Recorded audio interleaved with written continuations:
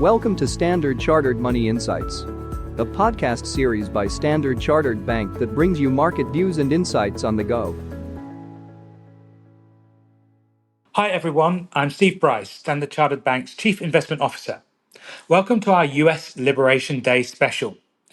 Now, I guess we always knew that this administration would be entertaining, but this week gave us the biggest taste so far. To help us make sense of it all, I have with me Heung, who is one of our senior investment strategists. So, Ray, I guess we've got quite a bit to go through today. So, maybe let's just start with what we've learned so far and how we see things evolving after this so-called Liberation Day. Thank you, Steve. Thanks for having me. I guess first thing is that the scope and the rates of tariff were a surprise to the upside across the board. And if you look at the tariff was being set as a so-called 10% minimum for the UK, 20% for Europe, 26% for India, and 34% for China, that's definitely surprise to the upside. And thus the market reaction insofar, understandably, is a risk off and volatility on. We saw sharp sell-off in equities and a flight to safer assets such as the U.S. Treasury. The landscape ahead, though, will largely depend on how the other countries responding to it. Market sentiment is sensitive to any retaliatory measure, in our view, that they might announce in their willingness to negotiate for any settlement with the U.S. The impact of the proposed tax cuts and deregulation by the Trump administration, however, will also be crucial in countering any recessionary pressure from the tariffs, in our view. Okay, so can you give us a sense of what the implications are to growth? And are we expecting a recession now? Well, I think that we think the tariffs inherently are slowing economic growth while raising inflation, right? And from the reports from the IMF and the U.S. Trade Commissions, they suggested that the current tariff would incur about 1 to 2 percentage point impact on GDP growth and about 2% on inflation. And actually, if you look at the recent US data, in particular US ISM manufacturing, it has already shown the headline index return to a contractionary territory. This is led by a sharp contraction in new orders and a sharp jumps in prices, subcomponents.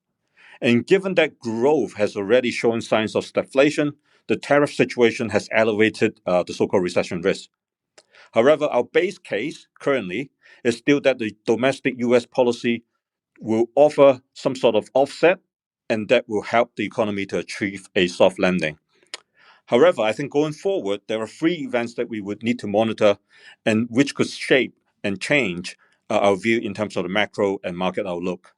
Number one is the nature of the retaliatory reactions from the affected nation.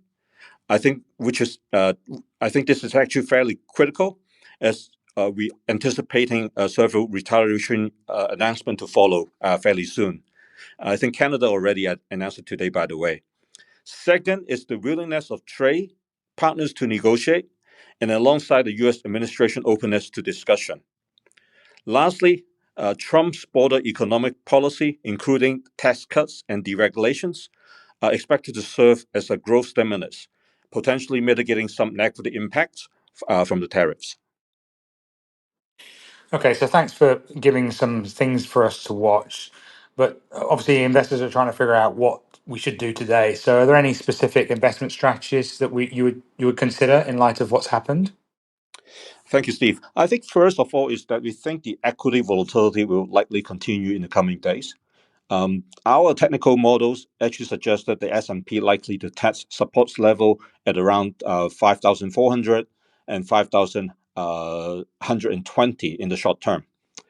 At those level, we would look for investment opportunity. In particular, for equities in the US, we continue to like technology software, communication services, and major banks sectors. In Europe, we like stocks in the financial and communication sectors. And in China, we would add to the Hang Seng Technology Index. As our base case is still that the US will avoid recession, we so far continue to view that developed market high yield bonds as a buy, in particular after a most debt's widening of yield premiums. We'll also add on goals on pullbacks. But above all, I think we cannot stress enough the need for diversification. While it might be tempting to chase the hottest opportunity amid market downturns, maintaining a well-diversified portfolio to us is very, very, very critical. I think this strategy in particular has proven effective recently, such as asset like bonds, gold, and currencies such as the yen has provided very good offsets against equity weaknesses. Diversification can also help build resilience against various economic scenarios, including inflation and also when growth is showing subdued momentum. Yeah, it's really good, I guess, to see some of those portfolio diversifiers really showing their benefits in terms of, high quality bonds, gold, and the yen as well. So, very important to diversify across regions, etc. As you mentioned, I guess. My last question is about the dollar. So we've obviously seen some weakness after a very short term spike. We saw a weakness coming through after the tariff announcement. What do you think this is going to happen, and which currencies might benefit from this environment? Yes, Steve, I think you have already alluded to the spike initially, but we also actually saw that it fell in line with the decline in the government bond yield for the US. So going forward, we think that the strength or weaknesses of the dollar will depend on the extent of the retaliatory step from its trading partners. So if the tension escalates and lead to risk aversion, supposedly US dollar will be supported. However, I think we view that most countries are actually willing to negotiate. I mean, even Trump himself said it today. He is open to negotiation. So a piecemeal retaliation is more likely to be our scenario at this point. As such, this weak move may mark already the peak of our tariff concern. While the US growth expectation remains soft, it will put pressure on the US dollar. The risk-off environment has also supported yen and also Swiss francs, and the yen remain our preferred way to play the U.S. witnesses view. So we expect dollar yen has already cut through the March low, and this opened up a potential test of the pair at 139.6 to 141.7 region. Okay.